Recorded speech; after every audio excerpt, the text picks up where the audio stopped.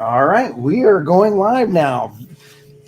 Hello, everybody. Welcome to the Energy News Beat podcast. My name's Stu Turley, President and CEO of the Sandstone Group, and we've got an action-packed thriller for you today. We have Congresswoman Victoria Spartz, and she is with Indiana's 5th District. Welcome. How are you today? Good, very busy, as always. Crazy time in DC.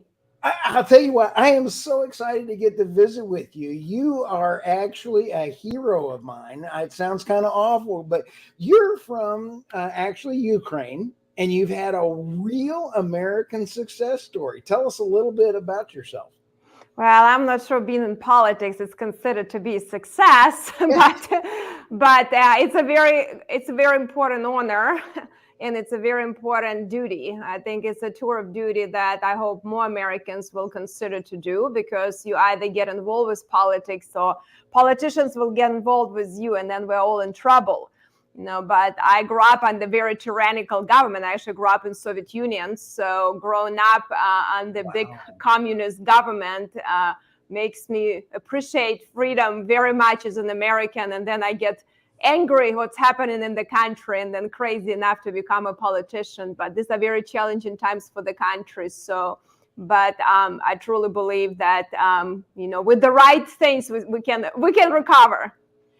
No, for people that may not have just heard what you said, you grew up in Russia, correct? Ukraine, but it was Soviet Union at that time. The Soviet Union at the time.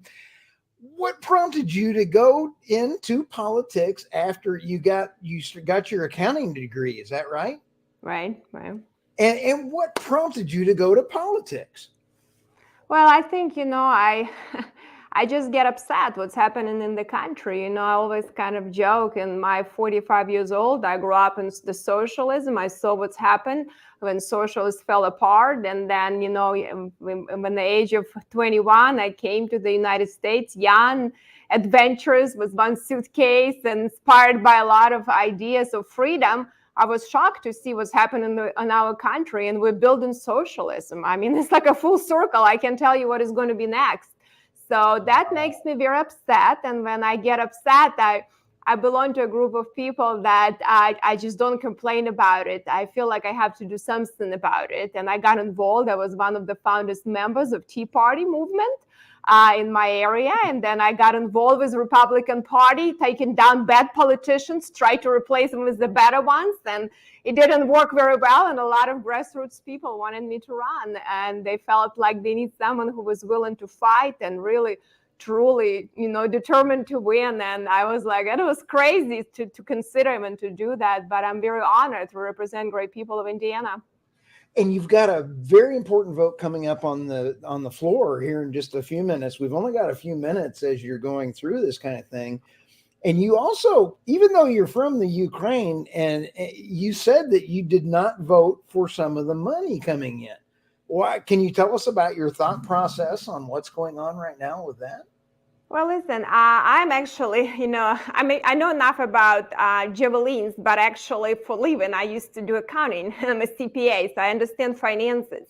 And I understand, unfortunately, there is no accounting and finances in the federal government. There is no understanding or desire to deal with finances at the federal level. It's sad reality. And a lot of people here in DC don't realize what the spending and debt and inflation is doing to current generations and future generations of Americans. We're going to destroy middle class and people on low income and fixed income. So I felt like we have to really be much smarter. We've really been pondering this issue of spending for many years. And I understand we have to build deterrences. I understand that we need to have strong foreign policy for aggressors like Putin or Xi in China or Iranians not to advance. But we also cannot have slush funds and have never spent and never end in wars. I mean, we saw what's happened with $2 trillion in Afghanistan. Where did we get? So we have to get smarter.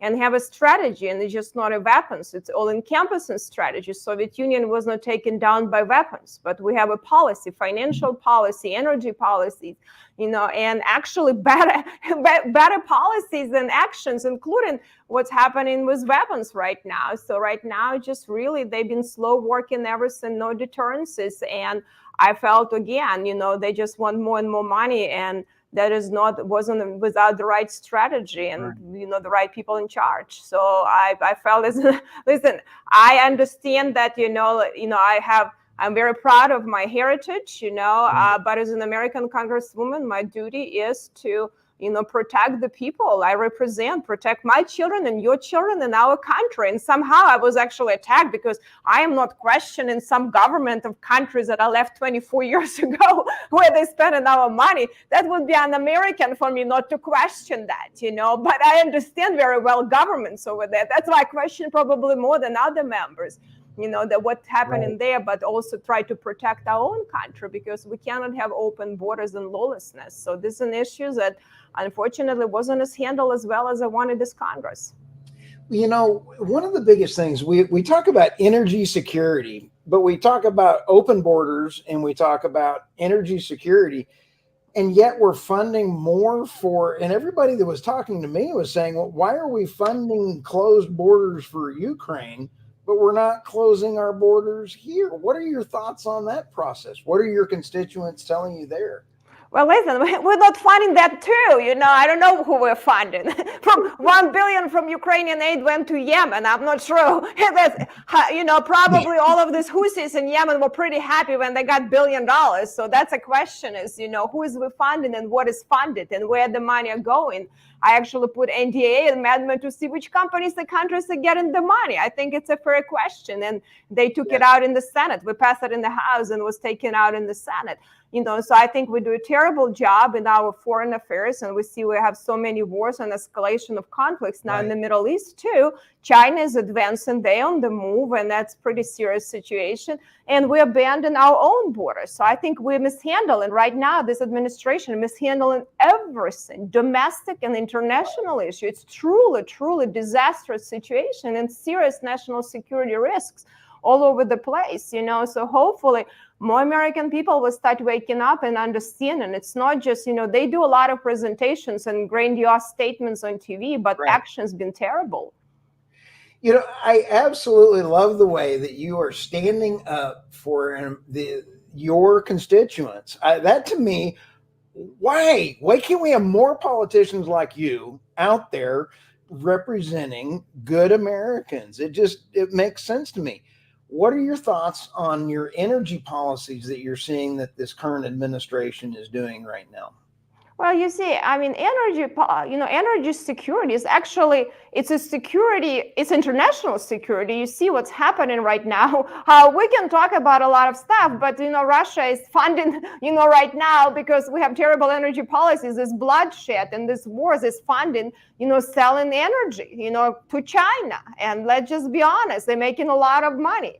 Because unfortunately, when you shorten the supply, it's, P times Q, the prices increases, right? So we shorten domestic production of energy. We're terrible with permits, we cannot on natural gas. Well, who benefits from that?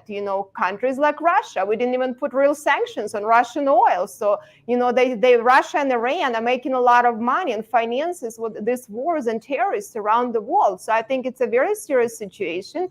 And we haven't done anything about that. That's also a situation that caused a lot of inflation. I mean, in the country, bad energy policy is one of the key drivers on inflation.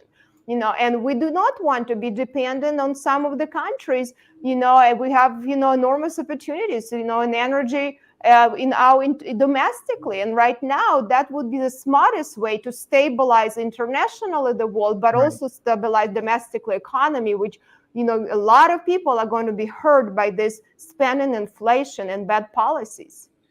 You just had a big victory for one of your voting, I believe. You had some big win, didn't you? Well, I mean, listen, elections are crazy. I had, a little crazy primary. A lot of money was spent, but every election makes us tougher. I had a lot of tough elections. This was very difficult because I honestly was first going to take time off, and spend time a little bit more away from craziness from DC back home with the family and just reinvigorate and get get my mind back, because this place, there is no common sense. This place can drive you crazy. You have to, I don't know how you can be here for very long. I never planned to be for very long anyway. But then I felt just bad, that, the country is in trouble and Republicans failed in a lot of issues that I'm very passionate about, that this Congress, and I was very disappointed. So I felt I cannot abandon the Republic. I need to really help to deliver. I have unfinished business. So I had very crazy election with a lot of opponents, a lot of money spent. I have very short time to really regroup, but I was very honored to win. And even against big money, people still could see through lies and crazy things that were on TVs. I was almost flying on the broomstick, which is fine. I can't be that mean if I have to, because you cannot be too nice here. Some people deserve here in Washington, D.C. to be mean to them because they're mishandling and betraying our country. And I'm not going to be very kind to them. Good for you. Thank you. Finally, somebody's making sense. This is exciting. Now, you had big money. I mean, outside big money was coming after your seat, weren't they?